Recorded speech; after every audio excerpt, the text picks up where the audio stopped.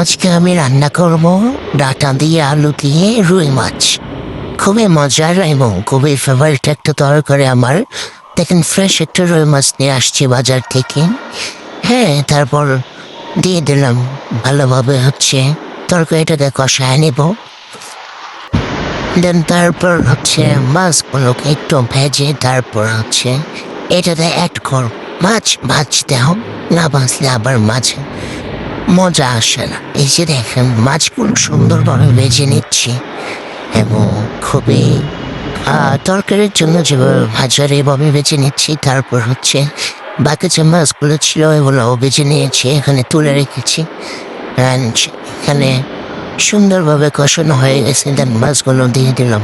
আমার ভিডিওগুলো কেমন লাগে অবশ্যই কমেন্ট করে জানাবেন। সবাই আমাকে সাপোর্ট করবেন। ধন্যবাদ।